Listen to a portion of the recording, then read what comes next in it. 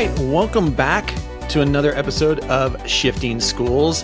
I'm Jeff Udick, your host here today, and filling in for Trisha, who happens to be away this week. So I had the honor of doing this interview all on my own. And today we're going to be learning from and talking to Elliot Mack, who is a co-founder of Daigon Esports. Those of you that have been listening to our esports mini-series will know that Daigon Esports was one of our sponsors during this mini-series, and we are so appreciative of Daigon and Elliot to step up and to be a sponsor of this. I think this has just been, for myself personally, one of the best mini-series that we've done. It has opened my eyes to so many things around esports that, as a non-gamer myself, I think the last game I played was Duck Hunt. Just a credible learning for myself around this idea of how do we bring student culture into our classroom? And esports is one of those ways that we can do that. And if we're not bringing esports into our schools, then we're missing a segment of our population that we might not be engaging, or we can engage differently. And I think that is doing a disservice to our kids. And so my hope is by the time we finish this up, we're wrapping up this mini series, that we're thinking about, are we engaging all of our students? And are we leaving something on the table by not inviting esports into our schools? Because we have students. We all know we have students who are into esports and gaming. And hopefully throughout this mini series, you've heard and you've learned as much as I have that it's not about the game. It's about the conversations and the community and the skill set that kids are creating by gaming. And that's one of the things I really appreciate about today's interview with Elliot, is really what he talks about is how Daigon Esports got started. And this is what I wrote down, is it's just friendship, passion, conversation, action. You're going to hear today how he formed a friendship through gaming with his co-founder. That friendship through the game then became a passion, and their passion was gaming. And they start to set up their own little leagues over the summer during COVID, and how much gaming meant to Elliot during COVID, where he felt disconnected. You know, he is a third culture kid, so he's grown up in different cultures that are not his own. And, you know, he's stuck in an apartment in Washington, D.C. He can't get out to go be with his parents during COVID. And gaming was a way that he stayed connected with his friends. So it's this friendship through the passion of gaming that leads to conversations that starts Daigon Esports. And I think that, to me, is just incredible. And, you know, and I'm going to call him a kid because he's a lot younger than me. You know, here's a kid who had a vision, went out and made it work. And if you haven't been over to the Daigon Esports website, I really encourage you to do that. DaigonEsports.com. You can go over there. Again, Elliot, you're going to hear in today's interview, is just so willing to help and support. And if you don't know what your next step is, reach out. It's free to book a call with Elliot and his team, and you could be free to say, I'm a 7th grade ELA teacher. I want to know what my next step is. Can you help me? And that's what they're here to do. And they're here to really just support kids. And that's what I love. That's what I like looking for in sponsors, as well as those that are here to support students. And that's really what this is about, is supporting all kids, regardless of where their passions lie. How do we get those kids engaged to build the skills that we know that they're going to need for the future? So I'm excited for you to hear this interview. I think it's great whenever we get to hear how these ideas come to be. You know, the last part of the words I wrote down was action. He went out, he found some partners, he figured out how to get this started.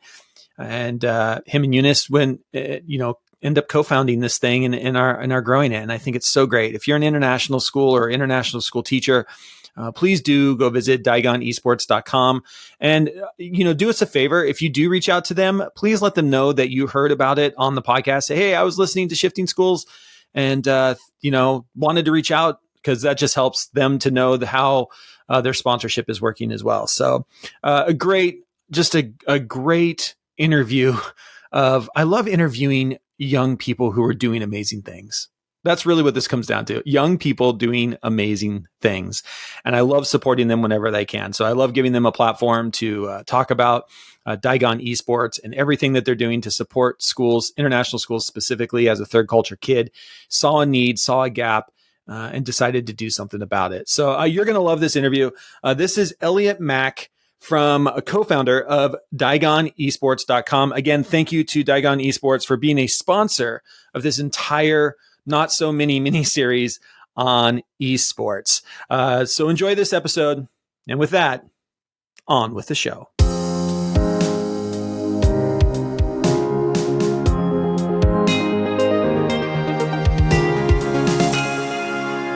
All right. Well, Elliot, welcome to the Shifting Schools podcast. It's so great to have you here today. Thank you so much for having me on. I'm excited for our conversation.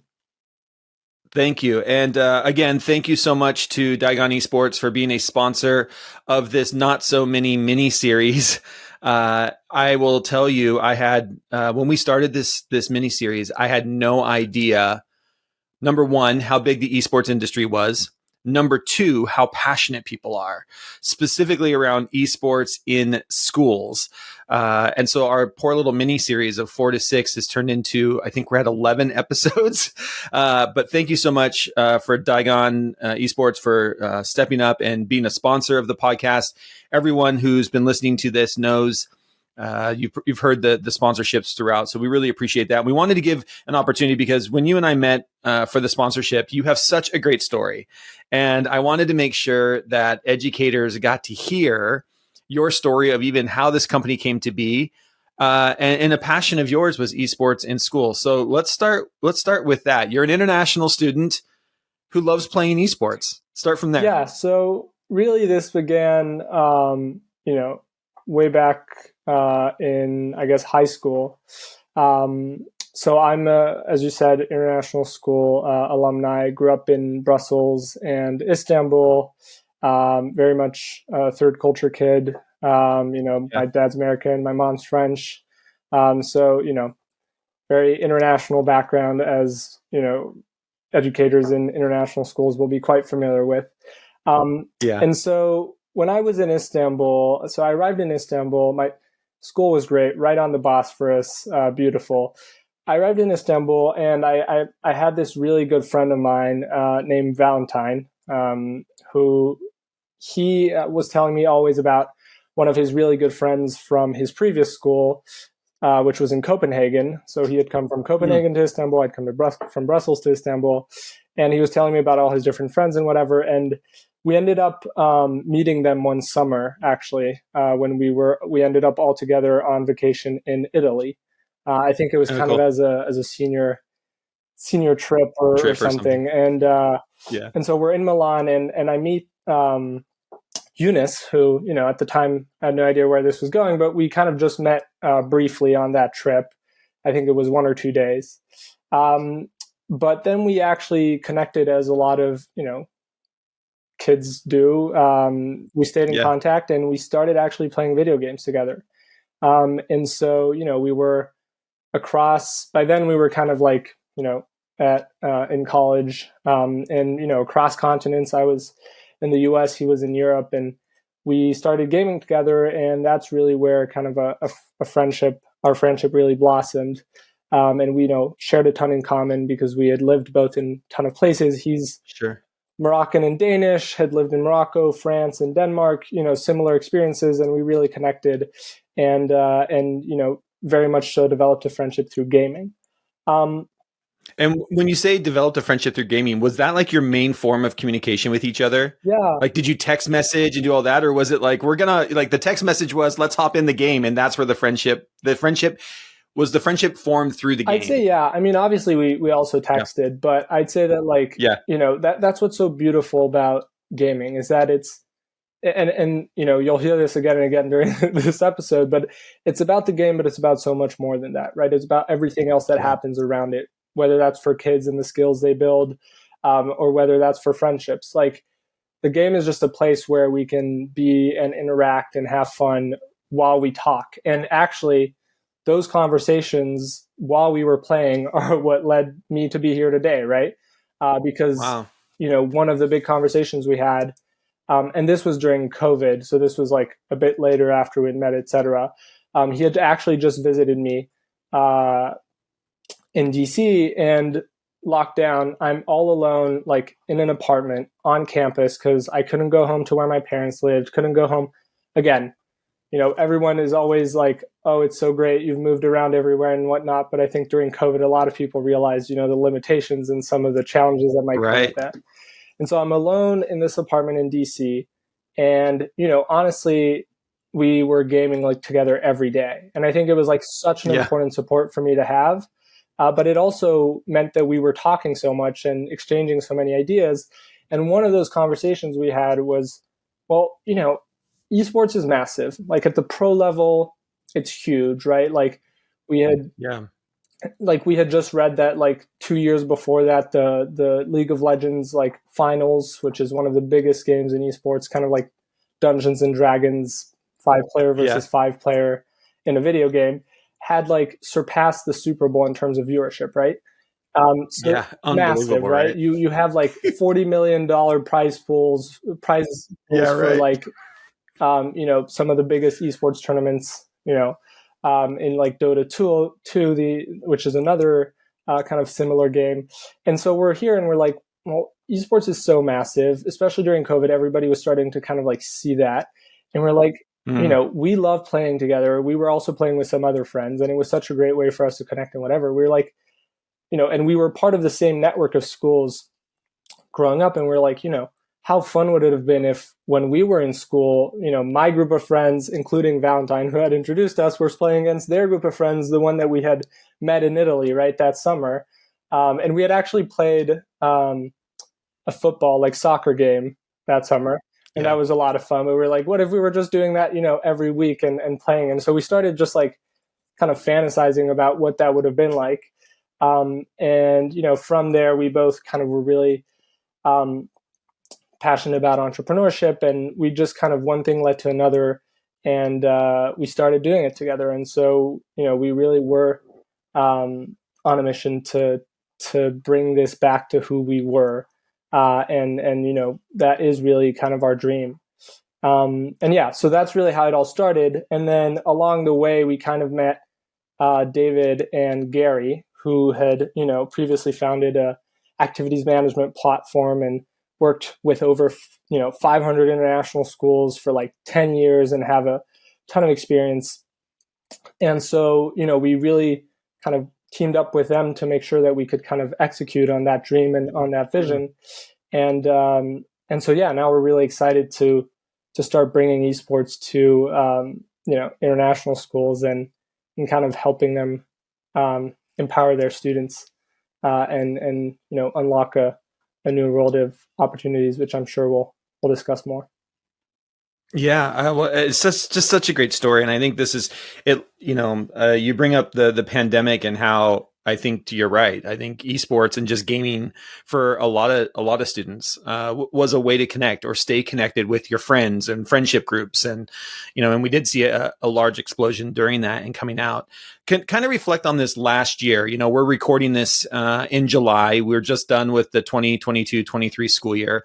Talk a little bit about what this year was for Daigon Esports. What are some of the things that you saw growth in, and some of the things maybe around leagues that you were able to hold? What did this past year look like for you as a company? Yeah, so I think that this past year was really great because we talked to like a ton of schools, and I think that we had the opportunity to kind of like pilot out our leagues and our after school Mm-hmm. club, which I'm sure we'll talk more about. And at the same time as well, talk to a bunch of schools who were really, really excited about this. And I think that, it's really helped us kind of like put our purpose out there. And I feel like schools are now starting, we've started to hear from schools that have heard from other schools about, kind of what our mission and purpose is. And I think that, we've really managed to kind of express and have our mission come across of helping international schools make the most of their students' passion for video games.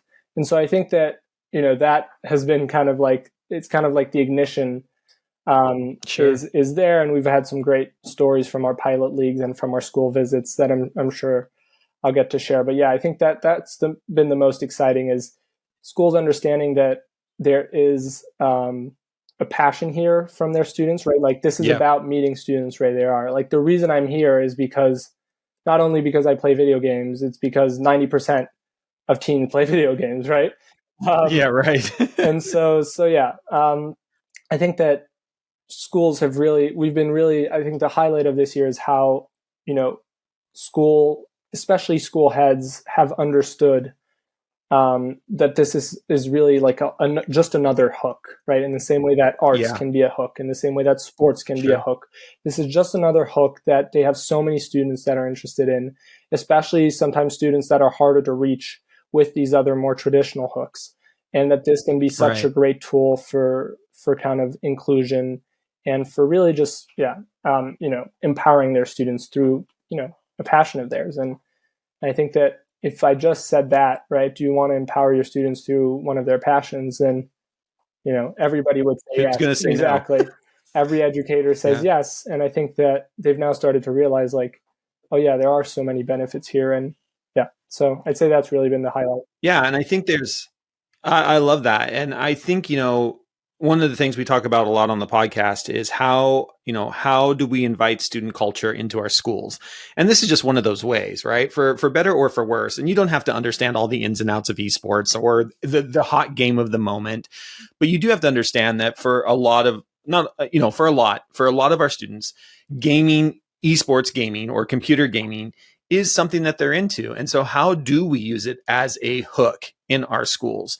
And I think there's a really wide gap that I'm hoping that through this mini series, there's a really wide gap for me between the teacher who is saying, get off your computer, you're spending too much time gaming, and the opposite end of every kid's got to be a gamer, which I don't believe, right? But in between there is just this idea that if I'm a teacher and kids are in my classroom talking about gaming, then I'm not shutting down those conversations, right? I'm finding ways to appreciate all of the, for lack of a better word, soft skills that kids are creating, that I can appreciate that this is part of their culture.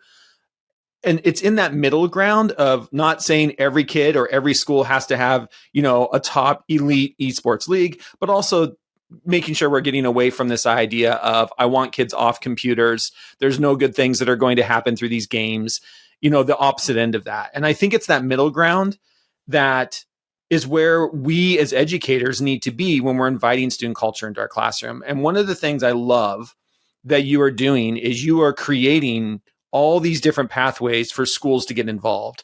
You've mentioned it a couple times, and this is where I'd like to start with some of your products, is your after school club. The things that I've read about your after school esporting club is, to me, one of the great things that I think you could bring into a school pretty easily. Can you talk a little bit more about your after school club product? Yeah, definitely. Well, so, I think that the core of it is really to transform students from players into creators, right? So take those students that are really passionate about playing and allow them to develop kind of a wide variety of, key 21st century skills, whether that be coding, troubleshooting, creating, innovating, thinking critically, and do that all through their interest for video games, right? So use that as the hook, the pathway, but really kind of expand their worldview.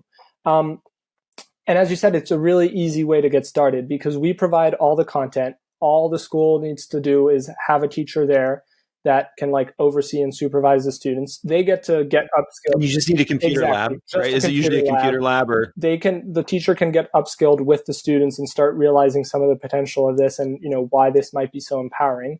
And and we really put the students on a pathway from, exploring video games, exploring the history of video games, starting to build kind of some mini games and some mini monuments and build challenges in Minecraft, exploring taking that further into how do you build a map in Minecraft? How do you add code to that map to make it interactive?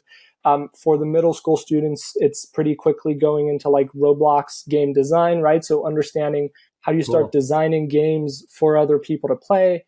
And I think that at the core of it lies also this feeling of empowerment that I think is so important, especially in the 21st century already, but especially with AI, it's becoming just more and more important of owning, being able to own and build something just really changes, I think, your worldview. Going from and whether you're a painter or an artist, whatever it might be, the ability to go from nothing and create something kind of out of thin air, right? That you built, that's yours, is such a great feeling and so important. And I think that, for kids passionate about video games, there's such a wide range of things that they could be doing, and learning all these skills to start building. So that's really the way we do it. I mean, as you said, it's really easy on schools' own schedules, weekly sessions. We provide kind of a closed, secure platform where the students just log in, go through the session every week. It's modular, 6 to 12 weeks, depending on school's needs. And yeah, I mean, the vision for there as well is to ideally, start connecting also the international school network, and kind of having a community of internationally minded, gamers and builders that, we could even have a repository of like published games by our students that other students can try out, et cetera, et cetera. Cool. So that's kind of where we're going with that as well. But I mean, yeah, it's really about giving an opportunity for the students to start building skills through their passion. What age is this curriculum for? Like, do you go all the way down to kindergarten, or is it like third grade up, or where? Yeah, so it's made. We have like an under 12 and kind of over 12. Okay. We have two kind of pathways, depending on how schools feel about their students, sure, their population. But we've had it with kind of kids in the last 2 years of elementary school, so like ages 9 to 11, basically, and then ages kind of 12 and up. But honestly, yeah, it could start as young as like 7 or 8, depending on school interest. Okay. Yeah, I think it's a great way for schools to get involved. And again, if you head over to Daigon Esports, you can book a free 30-minute call with Elliot and the team, and they'll help you get started with it. But I do think it's such a great way. And, you touched on this as a third culture kid as well, is one of the things about being an international student and being a third culture kid is you do move a lot. I mean, a lot of kids don't, very rarely in the international world do kids, K through 12 at the same school. And I think finding programs like this where, if I move from Turkey to Brussels and I know that they have an esports program because maybe I was in competition with them, I already have an in. I might even already know some of those students when I moved to that school because we were playing in some kind of league game. And I'm thinking more of like middle school, high school. Can you talk about maybe some of those connections that you've seen and the league aspect that you guys also definitely provide? So actually one of our coaches at one of the international schools in Sofia, Bulgaria, actually shared a story with me where he was telling me how they already have kind of a really good club culture, and they've been really one of like our most advanced schools in a lot of ways, and students are so great. We're working with them on different projects, and it's really great cool stuff going there. The coach is absolutely amazing, and he shared with me how like because they've played against other schools, kind of for example, one school in Poland, in Krakow, during sports meets. He had some of his esports students who were also, on the sports team or whatever, that like knew some of the players because they had played together virtually, right? In the esports competition. So, cool.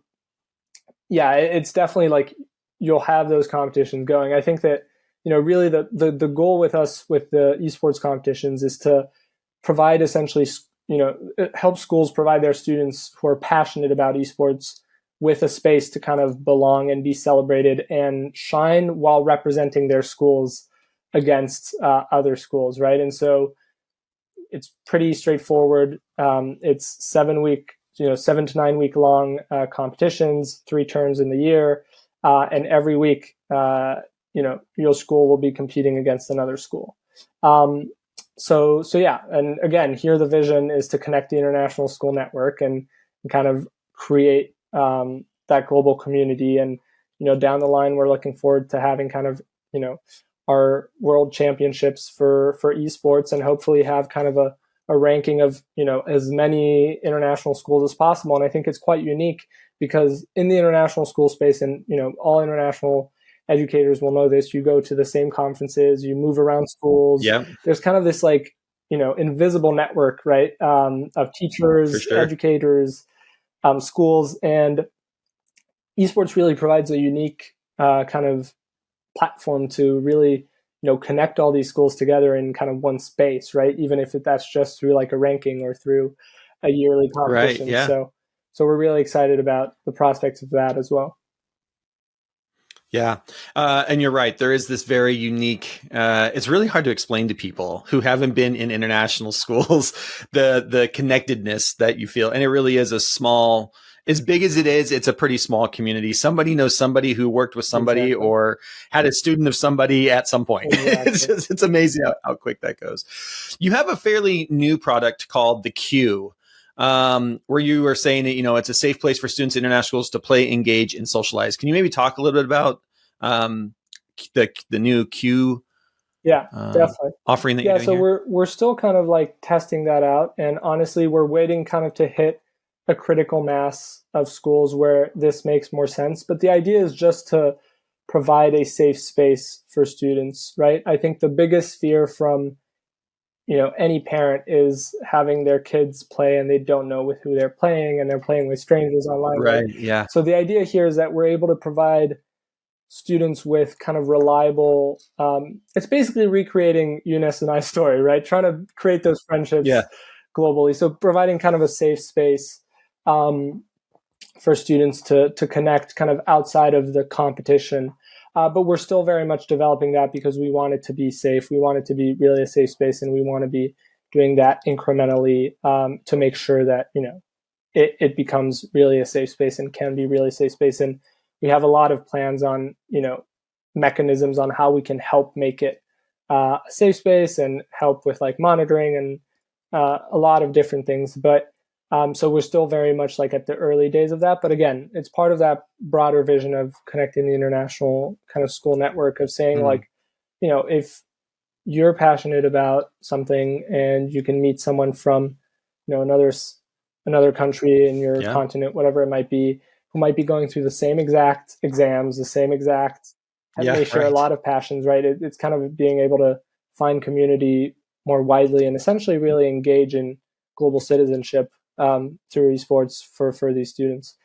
So that's kind of the broader vision, but we're still very much developing that. And right now, our biggest focus is really getting, kind of expanding our international school competitions as well as our gaming after school club for schools. And then once we feel like we're in a good space for that, we'll be releasing kind of, scaling up in terms of the numbers of schools we open this up to. So yeah. How many schools did you have take place in the competitions last year? How many different international schools? Did you have different leagues running around the world? Last year we actually only had a league in Europe. So we're really Okay. excited to be launching multiple leagues within Europe and then also leagues in the Middle East and Asia this fall. So we're quite excited to kind of expand and That's great. And we're definitely excited to have more schools join. I think that again, as I said, the quicker and the closer we get to this goal of having this kind of like international school global ranking, Yeah. the happier and the closer to this Well, goal we'll yeah, get. and I can just see, you're going to have your regional tournaments, and then the winners of regional tournaments are going to go on to play other regions. Yeah, I mean, this is a whole, thing. I mean, that's how the international world works exactly. via regions anyway. So, I think that's great. The last thing I want to talk about, and I think maybe it's the most important for teachers, is you also have a product called the Launch, where you really help educators and schools understand and support them in setting this up for their school. And I think, for anybody who's listening to this, if you've listened to all 11 episodes of this mini series and you're starting to say, okay, I see this, I want to bring this to my kids. How do I get support in setting this up? That's really what the Launch product is. Can you talk a little bit about how you support schools and even a coach or a teacher who's like, I want to do this for our kids? What do I do? Yeah, so I guess the Launch is really like kind of there's multiple pieces to it. I think the first is, we love having conversations with schools and helping. And, that's what I spend all my days doing is talking to educators about how they can get started. So the first is, really, like I'd say, if that's your position, reach out, send me an email, book a call, and we'll get you started. The launch really is just like kind of a repository of a lot of the kind of summarized articles that kind of summarize the literature around esports. So it's really to help you better understand what pro esports are, kind of what's happening in schools, what's the peer reviewed research behind this, right? Like and I know you've had a few researchers on the show. So like as part of the mini, exactly on the mini series. So what does the literature say, and just essentially exactly how to get started, what this can lead to, whether that's future careers, college scholarships, kind of what the landscape is, and to help teachers better grasp that. When and also kind of as a next step, as I said, so there's kind of like the call, there's this repository of articles, and then there's just kind of our documentation for getting started once you're kind of ready to go. And we have that all ready for schools in terms of like, okay, how do I evaluate my current hardware? What are my options in terms of like scaling up my hardware solutions or improving them? And based on where you are, there's very different solutions and challenges that may arise. So just like, how do I get from 0 to 1 in terms of setting this up? A call, access to kind of our database of resources, and then, once you're ready, kind of all the supporting literature you'll need to get started.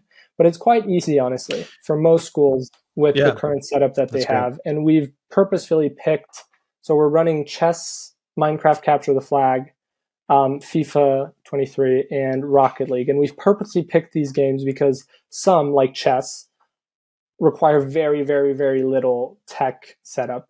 Minecraft is similar. It's very light to run. And then obviously as you get into Rocket League and then FIFA, it's a bit has a bit heavier tech requirements, but we've done it purposefully so that any school can get involved. I love that because, to your point, a lot of schools now have gone one-to-one. And so every kid's got a laptop, and I can see schools saying, but we don't have the funds, or we just gave every kid a laptop. We're not going to go, build a gaming center with these high-end gaming devices, which is all you hear about.